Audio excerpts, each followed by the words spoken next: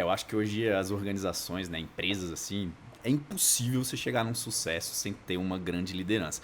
Às vezes você até divide um pouco esse papel, né? Um sócio é mais líder, o outro Sim, nem tanto, sim, mas não tem empresa que vá crescer de uma maneira saudável e boa sem uma forte liderança, né? sim. Eu lembro até assim que, até comentando sobre isso, fiz uma reflexão enquanto você falava aqui, né? Eu acho que eu sempre liderei, mas nem sempre fui líder, sabe?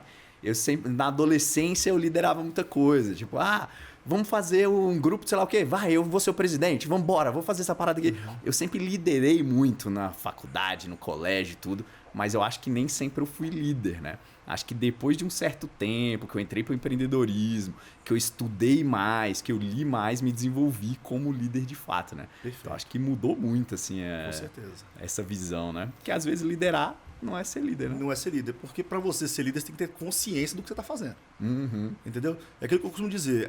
Você só consegue mudar alguma coisa na sua vida e potencializar alguma coisa na sua vida quando você toma consciência daquilo. Quando fica no inconsciente, aí obviamente você exerce de maneira natural. Mas você não tem clareza daquilo, você não sabe o que, que é. E quando não se sabe o que, que é, você não tem como utilizar, você não tem como resolver. Então, a partir do momento que você tomou consciência de que você lidera, você passou a ser um líder porque você sabe exatamente o que fazer com essa liderança. Então, eu acho que é mais ou menos por esse caminho aí. Legal, cara.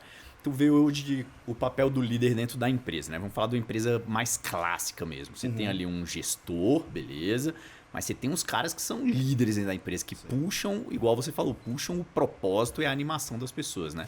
Como é que tu vê esse papel de líder mais mentor dentro da empresa? Um líder mais, opa, vem cá, vamos agregar, vamos...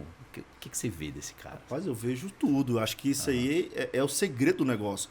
Porque assim, você começar a fazer... Você entregar um produto e um serviço e o mercado aceitar esse produto e serviço, não quer dizer que você vai ter sucesso. Porque o que você entrega, certamente alguém vai entregar. Seja lá na China, no Japão, onde for. Você não existe mais monopólio. Nem a tecnologia. O cara inventa o chat GPT, logo depois a China inventa aquele outro lá, que esqueci até o nome. Sim.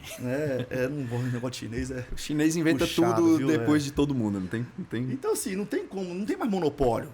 Então, o produto e serviço, né, é o mínimo. E aí tem gente que pensa, não, eu tenho um bom produto, eu tenho um bom serviço, vamos dar bem com isso. Até um certo ponto. Para você pensar no negócio de forma macro, ou seja, para o negócio escalar, aí a chave do sucesso ali são pessoas. E o segredo para as pessoas é cultura. E só imprime cultura na empresa líder. Entendeu? Porque é o cara que inspira as pessoas a seguirem aqueles comportamentos, né? Seguirem aqueles valores, seguirem aquela conduta que vai moldar a cultura da empresa. Então, se não tiver um líder, né, como você colocou um bom exemplo, nem todos os sócios precisam ser líderes. Eles precisam entender de liderança, é óbvio. Claro. Mas pega aquele sócio que tem mais desenvoltura e põe ele como à frente dessa... Ou se você não tiver sócio, contrata alguém que faz. Mas tem que ter alguém que vai ser o cara que vai inspirar toda a equipe ali, né, principalmente o cliente interno, que são os colaboradores, né, a não só comprar a ideia, mas a se comportar da maneira adequada, segundo os valores da empresa, né, e aí isso aí sim vai trazer a cultura, e a cultura que escala o negócio, porque aí você consegue replicar, né, outros talentos que vão levar o negócio mais adiante.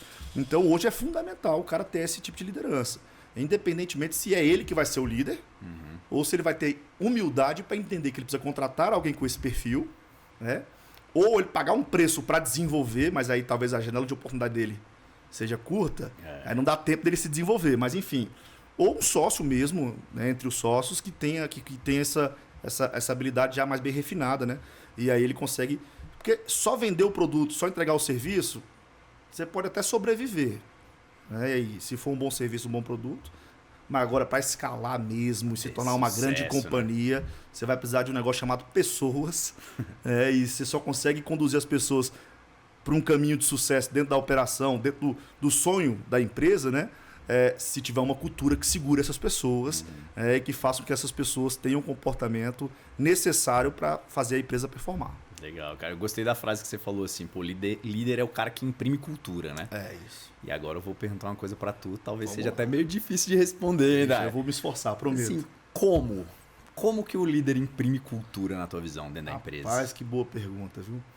Bom, vamos lá. Não vou dizer que tá certo nem errado, vou dizer como é que eu faço, né? Claro. E como eu acredito que precisa ser.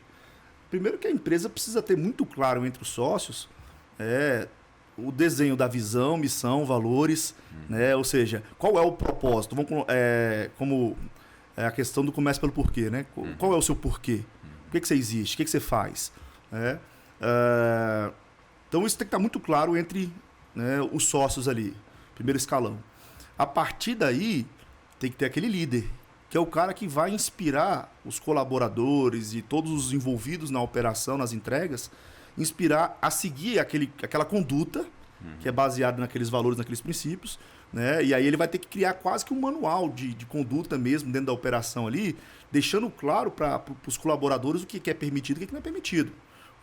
E isso envolve, às vezes, e nem todo mundo que está hoje no seu time vai aderir a essa inspiração. Né? Vai ter gente que não vai comprar muito essa ideia, porque já vem com a mente já diferenciada. Enfim, por isso que é bom. E que bom, né? Que bom. E que bom, porque é a pessoa que você não quer dentro da tua empresa Exatamente. sai, né? E é por isso que as grandes empresas, vou falar dos bancos, investem em gente que está na faculdade, né? Os alunos. Por quê? Porque é a galera que não tem vício. Então eles trazem, formam e o cara fica no padrão dentro da cultura da empresa, enfim. Quando você pega um cara com vício, tem uma chance dele não aderir, né? Dele não ser inspirado por você, não comprar essa ideia, não da forma como deveria. Esse cara vai estar fora da cultura da empresa e o comportamento dele vai ser percebido, porque se a maioria dos colaboradores da equipe, ainda que a equipe seja pequena, segue uma conduta, segue um padrão de comportamento dentro da empresa, aquilo ali é cultura, né? E ele destoa de 2 a 1. Ou esse cara é um outlier, que vai. Aí você tem que aproveitar aquele talento, porque ele pode trazer um comportamento que agrega a cultura da empresa, o que é muito difícil de acontecer, ou ele é um problema. E aí o líder tem que ter o pulso firme de remover. Porque aquele negócio todo mundo já cansou de ouvir. Se você deixar a maçã podre no cesto, uma hora ela vai corromper.